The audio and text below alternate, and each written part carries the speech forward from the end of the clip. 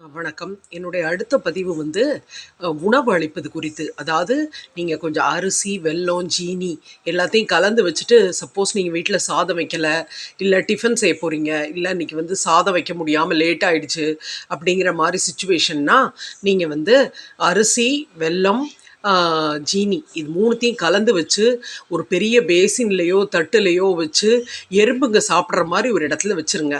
ஏன்னா, எறும்புக்கு நீங்க சாப்பாடு போடுறது 108 பிராமணர்களுக்கு சாப்பாடு போடுற மாரி.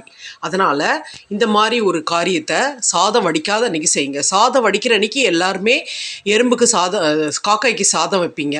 அப்புறம் உங்க ஏரியால புறா, அணில், அப்புறமா சிட்டுக்குருவி இதெல்லாம் வந்ததுன்னா பசுமாடு, பைரவர், ஆ காளை மாட்டு கூட நம்ம சாதம் வைக்கலாம். ஏன்னா விடையாம் காளை வாகனம் ஏறி விண்ணில் வருவாய் போற்றி அப்படின்னு தான் சொல்கிறோம் சிவபெருமானை பற்றி சொல்லும்போது.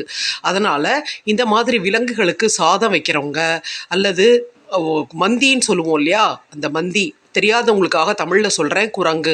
மந்திக்கு உணவு வைக்கிறது கூட உங்கள் கர்மாவை கழிக்க உதவும். அதே மாதிரி முற்றவர்கள் உணவு, கர்ப்பஸ்திரீகளுக்கு உணவு, அப்புறம் கஷ்டப்படுறவங்களுக்கு உணவு, அனாதைகளுக்கு, ஆதரவற்றவர்களுக்கு, விதவைகளுக்கு, வீடு இல்லாதவர்களுக்கு இவங்கள்லாம் நீங்கள் பண்ணுற தானம் உங்கள் புண்ணிய கணக்கில் சேரும்.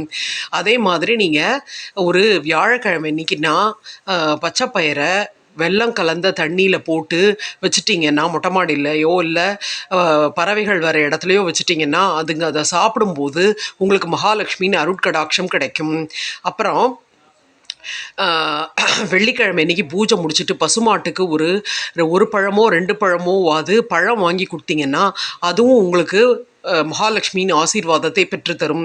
மேலும் முன்னோர்களின் நினைவாக சிரார்த்தம், தர்ப்பணம் போன்றவை செய்யும் நாட்களில் ஒரு அகத்திக்கீரை கட்டை வாங்கி பசுமாட்டுக்கு கொடுக்க நன்மை உண்டாகும்.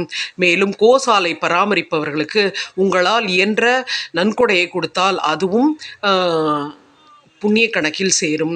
மேலும் தாய் தந்தையரை, நம் வீட்டில் வாழ்ந்து மறைந்த முன்னோர்களை அன்புடன் வழிபடுதலும் மகாலட்சுமியின் ஆசீர்வாதத்தை பெற்றுத்தரும்.